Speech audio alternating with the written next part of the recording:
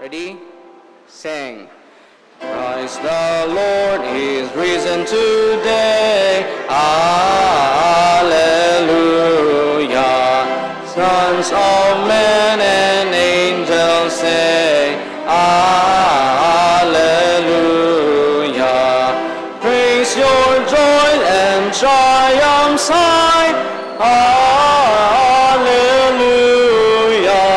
Sing ye heavens and earth reply. Alleluia.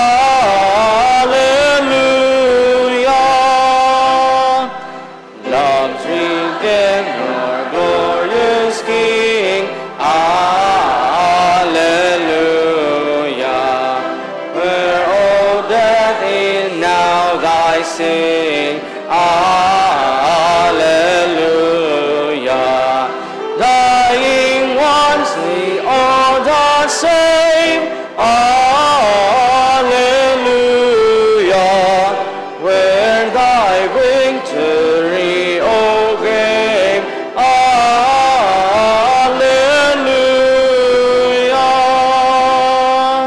Soar we now where Christ has led. Alleluia.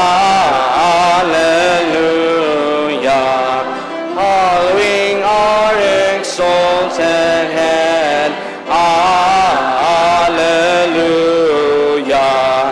May like him we rise. Alleluia. Ours the vast, the great, the skies.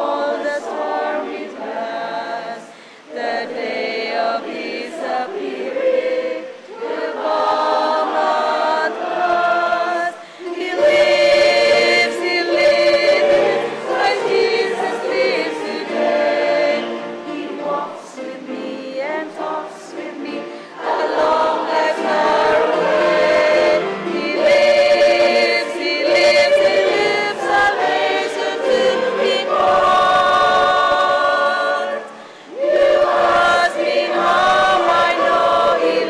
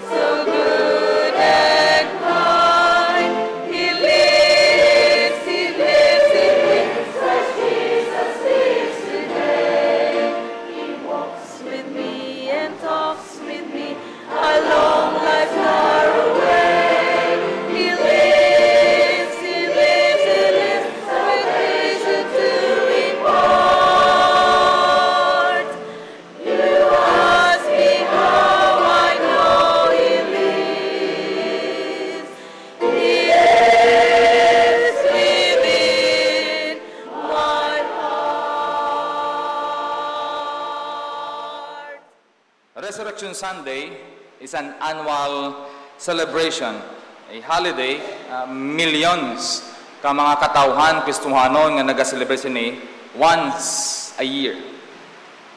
To some, nangin isa ini ka holiday nga ang iban nga wala nagasililin ba, nagasimba sa tion sa pagkabanhaw ni Kristo. Amo na ginatawag natin sila nga mga seasonal Christian. Pero ang resurrection was mentioned 104 times in the New Testament. Ang word niya, Easter, was mentioned in the book of Acts once. Kag ang ining Easter was introduced in the 1st or 2nd century. Pero ang word niya, resurrection, amo gid ni ang usually ang ginagamit sa mga church fathers. Kabangod ini ang eksakto gid nga pag-describe sa ginhimo ni Kristo nga kadalagan para sa aton tanan. Resurrection was the heart of preaching sa mga apostol. Kung imo ma-analyze ang pagwali, pagsaysay sa kamaturan, kaluwasan sa mga apostoles, wala lang nag-untat ang pagwali sa kamaturan sa kamatayon ni Kristo. Basically, karon nga mga panag-on, bagong henerasyon, amo ni ang sentro sa kaluwasan ta, pero wala ta ini ginasugpunan sa pagkabanhaw ni Kristo. Pero ang mga apostoles, gina-specify nila ini ang pagkabanhaw ni Kristo. Every time magawali sila sa pulong kamaturan, kay amo ini ang sadsaran, diri napasad ang aton nga tinindugan, kadalagan, pagtuo, pag aton karon nga pagpangabuhi, pagpangalagad sa aton karon nga mahal nga Ginoo. Amo ini ang ginasaysay sa mga apostoles. Diri napasad ang gahom sang tagsa-tagsa sa aton ka mga Kristohanon. Someone said that resurrection is the chief article of faith. Kung sa aton pa, amo ni ang pinaka-constitution sang aton pagtuo. The Bill of Rights and the Declaration of Independence of every Christian believer. Amo ni ang tama ka importante ang resurrection.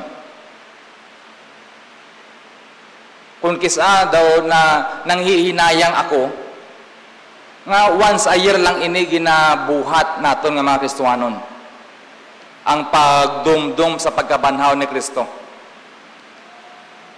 Bangot in Resurrection Sunday o ang resurrection o ang pagkabanhaw ni Kristo should be every day nga ma-commemorate or madumduman naton sa aton karon pagpangalagad sa Ginoo, kay diri napasad ang aton karon nga pagpangalagad, gahom or divine enablement sa aton kabuhi. Nangin bantog ang pagkabanhaw ni Kristo. Bangod nga sa kadamo-damo nga mga religious leaders nga nagtuhaw during and after ni Jesus Christ, kadamo sa mga nagtuhaw nga relihiyon. Kung maglakad ka to sa China, makita mo to ang tomb or ang lulubnganan ni Buddha. Arak pa si Buddha. Kung maglakad ka naman sa Mecca, makita mo to ang religious leader nga mas taas pa kay Kristo Jesus ang ila panulok, amo ni si Prophet Muhammad.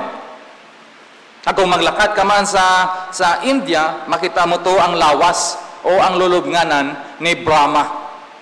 O sa Germany, the father of communism, which is Karl Marx. Pero kung maglakad ka naman sa Jerusalem, some of you nakalakad nandito sa Jerusalem, makita mo to ang isa ka bantog nga lugar nga sa kundiin, amo na ang lulubnganan ni Kristo, empty. Nangin bantog ini kay bangod isa ka milagroso, isa ka pagpanuaron sa mga halin pa sang 1st century tub subong ang pagkabanhaw ni Kristo Jesus. Aton karon nga pagpamalandungan ang 1 Corinthians chapter 15 nga sa kundiin nga darita ginkuha aton karon nga the importance of Christ's resurrection. If Christ was not raised, ano ayhan bala ang natabo sa aton nga mga Kristohanon? nga ang ginsiling ini nga the chief article of our faith.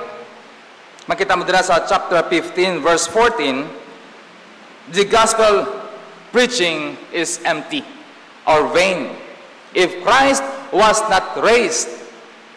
Ang aton subo nga ginawali, ang aton subo nga ginabasa, ang aton subo nga ginatindugan, kag ginapatihan, nanginwalay ini kapuslanan.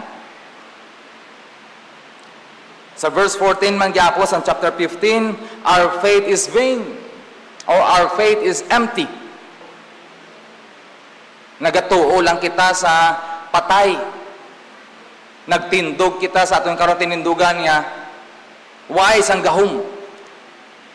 Kaangay sang iban ka mga religious leader nga nagtuo nangin matutom sa ilang nga patay nga leader, sa ilang patay nga Dios, sa ilang nga patay nga pagtuo kag pagpati. And sa 15, sang verse 15, sang chapter 15 of the book of 1 Corinthians, the apostles were false witnesses. Kung wala na banhaw si Kristo, gikan sa pagkaminatay, may ara nga pinaka-eksperto sa binutig. Amo na ang mga apostol. Makon mo, for more than 2,000 years napapati nila ang tawo. Nga nabanhaw si Kristo, may gahom ang pulong, may gahom si Kristo. Kung wala na banhaw si Kristo, perti bantog kag tama ka clever ang pagpanginto sa sining mga apostol. Pero salamat kay ang pagkabanaw ni Kristo matuod. That's why wala kita sa may ginakadlukan nga pagsaysay sang pulong sa kamaturan kay bangod kita nagakabuhi sa kapawa, sa kasanag, kag sa kamaturan. Verse 17, if Christ was not raised, we are still in our sins. Arag yapon kita sa atong kasalanan. Nagakabuhi sa kalautan, kag nagapadayon sa pagpakamalaot. Bangod, wala sang gahom nga nagluwas kag naghilway sa aton, gikan sa gapos sa sining kasalanan, sa pag-ulipon sa aton karon kaaway nga si Satanas. Believers have perished at death, verse 18. Ang aton karon ginatuuhan nga manluluwas, wala na banhaw, kag wala man nagluwas sa aton. Therefore, we are still living in fear, apprehensions, slavery of sin, and death. And lastly, sa verse 19, we are miserable of all men. Kaluluoy kita. If Christ was not raised, therefore, kita nagkabuhi sa pinaka kaluluoy sa sining kalibutan. Why kita paglaom? Why kita sa magilasandigan nga kaisog nga sa kundiin? Ang aton Diyos ang ginapatihan, wala gali na banhaw. Pero apat ka bagay, sa kadamo-damo nga bagay, amo lang na yung apat na yung kundalhon, sa kundiin nga amo ini ang gindalasang pagkabanhaw ni Kristo sa aton. What the resurrection of Christ brought to us. Ano bala ayhan ang benepisyo? Sa pagkabanhaw ni Kristo, tama kadako, tama kadalom. Apat kabutang atong kapamalandungan, makita mo na sa Romans chapter 4 verse 24 down to verse 25. But for us also to whom it shall be imputed, if we believe on him that raised up Jesus, our Lord, from the dead, who was delivered for our offenses and was raised again for our justification. Number 1, it certifies our justification. God declared us righteous. Amo na ang word nga justification. Sa aton karon nga mga theology, ang meaning sang justification or justify us, God declared you righteous. God declared you pure, clean. Nga ang amune ang pagdeklara sang Dios sa aton, sa imo. It's not because of who you are and what you are. It's because of someone nga ginbaton naton. And his name is Jesus Christ. Kag ang nakita sang Diyos sa imo, kag sa akon, sa pagbato naton kay Jesus Christ, hindi na ang imo old nature, but your new nature through Jesus Christ our Lord. Amen? It certifies our justification. The resurrection of Christ brought to us a declaration. You are saved. You are new. You have this life of Jesus in you. The hope of glory. Are we living a victorious life? Or are we living in despair because of sin? Because of unconfessed sin? Because of bitterness? Negative emotions? Negative thought?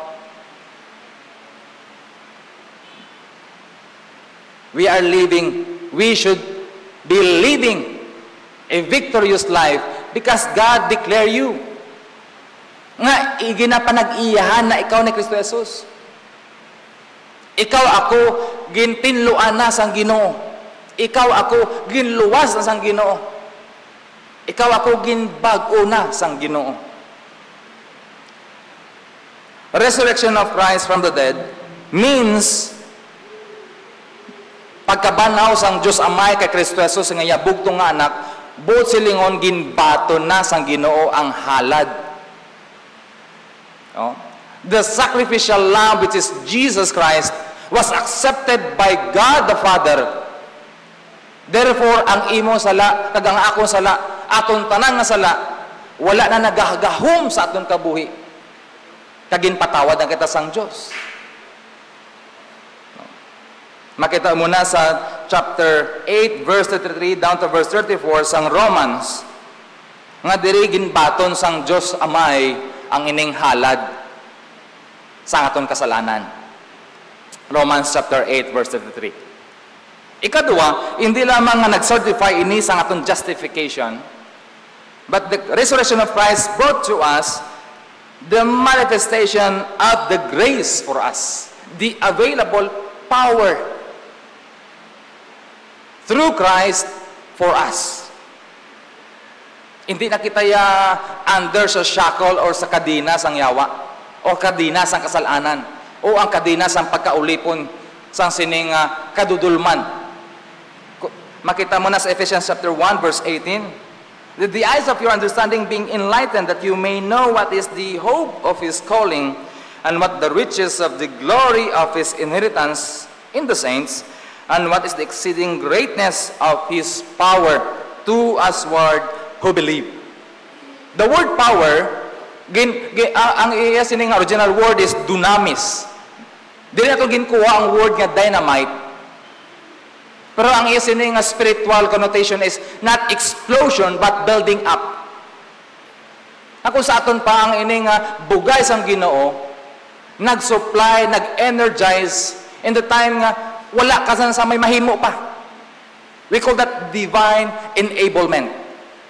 Sa mga tion nga nagalumos-lumos ka na sang pagtilaw, kabudlayan, kapipitan, kasisitan, sa imo kabuhi, nga doon naghambal ka na give up na ko, Lord. And all of the sudden, ang bugay sa Ginoo nag-energize sa imo, ka nagkatindog ka, nakabangon ka pa, ka nagpadayon ka pa. That's the power of resurrection. Nga gusto hibaluon ni Apostol Pablo, that I may know Him and the power of His resurrection. Philippians chapter 3 verse 10. That I may know Him. The word know there is not intellectual but experiential knowledge. That I may experience the power of Christ's resurrection. That I may live a victorious life. Amo na ang gusto hibaluon ni Apostol Pablo. Nga luyag niya man ipalabot sa imo kag sa akon. Are we living a victorious life? Inang pamangkot na ikaw lang gid sina makasabat. Between you and the Lord, tagsa-tagsa sa aton, mag-aatubang sa Ginoo. Kag ang pamangkot na ikaw lang nga makasabat sina. Divine enablement Sa tunga sa mga kabudlayan nga gina-experiensyan subong sa mga Pilipino, labi na gid sa mga tumuluo. Tumuluo nga ara sa mga lugar nga infested sa mga ISIS. Galantaw ko mga news na naluoy ko. Sa mga Kristiyano na ini nga ginapigos. Doon nagbalik kita sa panahon sa 1st and 2nd century, mga Kristiyano sa muna tinahon, ginapintasan sa gobyerno.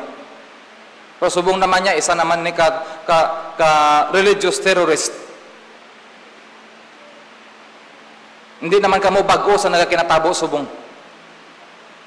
Salamat kay way pananatabo sa Pilipinas. Pero kita bala nga Kristiyanon, sa tiyo sa atong kalayahon, kaperdihan, may nagalay-ay nga bugay nga nagbatak sa aton. Nagtulod sa aton nga magpadayon. Biskan pa sa tiyon nga permila nagapadas sa itong mga baba, hindi na ko, untat na ko, tapos na, matalikod na ako. Pero ang bugay sang Ginoo nagapadayon nga nagatiklod sa imo, padayon sa dalanon sang Ginoo. Divine enablement. That's the manifestation of Christ's resurrection. His grace is enough. Ikatlo, hindi lamang it certifies our justification, it manifests the grace for us, but it provides hope for our resurrection. Ay, hallelujah. May pagkabanhaw gali kita tanan. Tanan gali kita banhawon sang Ginoo. And I believe in the bodily resurrection of Christ, and I believe also in the bodily resurrection of every believer in the future. Ikaw, ako, pagabanhalon. Banhawon sang Diyos. We call that heavenly bodies. 1 Peter chapter 1 verse 3, Blessed be the God, the Father of our Lord Jesus Christ, which according to His abundant mercy hath begotten us again unto a lively hope by the resurrection of Jesus Christ from the dead. Has begotten us again. How many times we fail the Lord? How many times we fail the expectation of God sa atong kabuhi? God expects you to live a new life. But for sometimes naging kaangan kita sang isa ka backyard animal nga tapos mo paliguan, nagbalik naman liwat sa lamawan. Tapos kita luwason sang Ginoo. No? Tapos ka tugmawan, tinugnawan ka dayon. Nagakatabo ina sa during sa akong time nga nag-baptismal class ko. Permi ko lang gid na ginaambal. Basikon, tapos ka tugmawan ka na dayon. Hindi ka na di magpakita. Natabo gid. Nagakinatabo gid. Sili ko bo, please. Kung makatalikod ka manggid sa Ginoo, balik dayon. Kay basi mahulog ka sa pilas, hindi ka nakabutwa. Balik dayon sa Ginoo. May paglaom pa. The hope of our resurrection nga may pagabanhaw. Hindi lamang atong karon nagakapatay nga balatsagon, kaalab, kainit sa pagpangalagad sa Ginoo. Ang pulong sang Dios naghangkat sa aton nga magpadayon. May mga tinion nga nag-backslide aton karon nga mga kauturan sa Ginoo. Apang salamat sa pulong sang Dios. Maginbanhaw liwat ang kaalab sang ila kainit sa pagpangalagad. Na-revive. Hindi lamang spiritually, but in the future, bodily resurrection.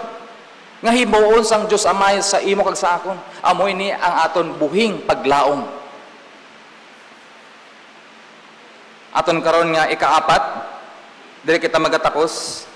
Hindi lamang na certifies our justification, the manifestation of the grace for us, and the hope for our own personal resurrection. And lastly, it requires us our complete loyalty.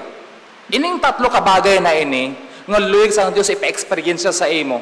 Sugod sang tion nga ginbaton mo sa Kristo, tubtob subong kag sa palaabuton, nagakinanglan ini sa ginatawag nga complete loyalty. Pagtuo nga hindi malisang. Paglakat sa dalanon sang Dios nga sa kundiin, wala nga nagaliko-liko. Wala pong mga biglang liko sa pagtuo kay Kristo. Kundi padayon sa pagsunod sa dalanon sang Ginoo. Please open your Bible, Romans chapter 14, verse 9. For to this end, Christ both died and rose and revived that He might be Lord both of the dead and the living. Ang pagkabanaw ni Kristo Jesus, nagdala ini sang kadalagan para sa mga patay, namatay na una sa aton, kag sa subong nga nagakabuhi, padayon kay Kristo. Nangin isa ini ka tumalagsahon nga paggahom sang Dios nga hasta ang patay, hasta ang mga nabanaw, hasta ang ini nga mga Kristiyanong subong, ang Dios nga masaligan masandigan amo si Kristo Jesus sa gihapon padayon. Ang pagkabanaw ni Kristo Jesus nagdala ini sang absolute victory and pardon sang aton mga kasalanan. He was raised and then exalted to become our Lord, Ephesians chapter 1 verse 20, which He worked in Christ when He raised Him from the dead and seated Him at the right hand in the heavenly places, far above all principality and power in this age, but also in which to come. Verse 22, and He put all things under His feet and gave Him to be the head over all things to the church, which is His body, the fullness of Him who fills all in all. He is our Lord. He is our King. He is our Savior.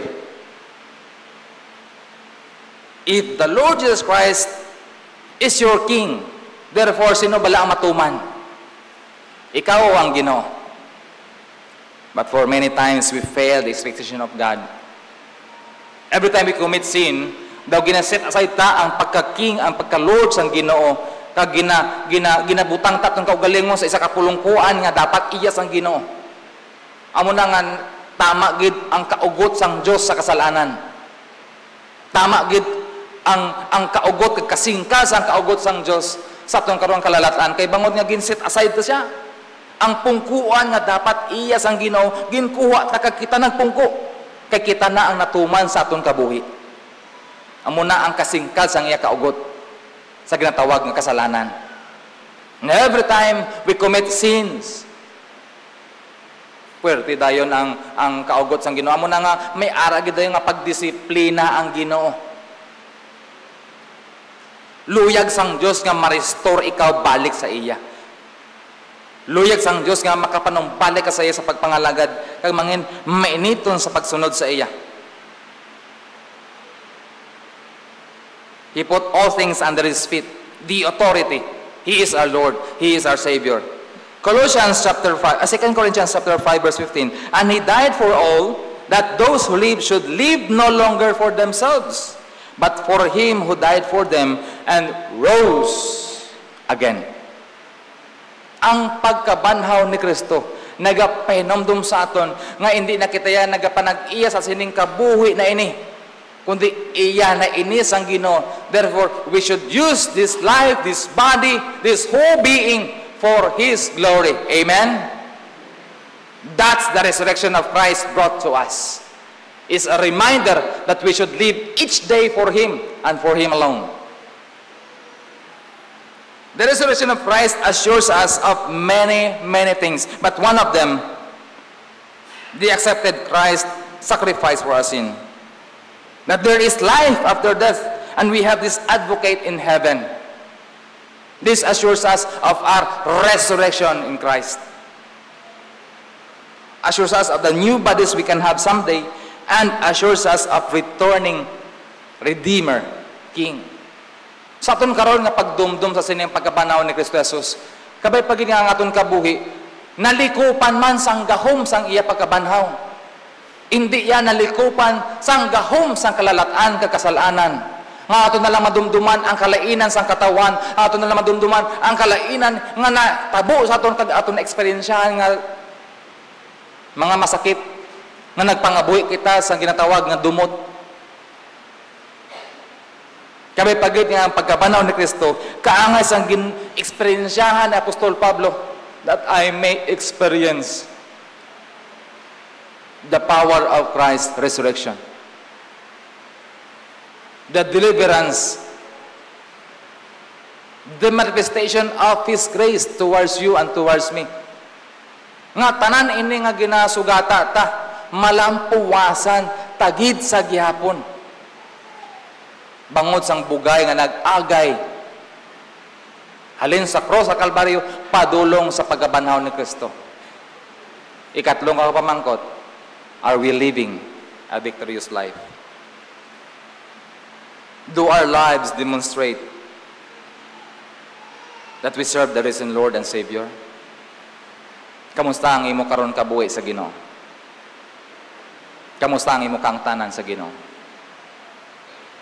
Kabay pagid ang ini nga pagdumdum naton sa pagkabanaw ni Kristo Jesus na ini. Naghatag ini sa aton man pagpahinomdum. Gahom nga hindi na kita magkabuhi pa sa kasalanan. Kung gindakop ka sang guilt bango sa sala, amo na ang shackle of Satan. Come to the Lord. Ask for forgiveness. Mas ihambal ko sa imo, positionally, right at the cross of Calvary, God forgives you. Your past, your present, and your future. Ginpatawag ka na sang Ginoo. All you have to do is to come, ask that forgiveness. That we should live a joyful, free life, new life, a powerful life in Christ and in Christ alone.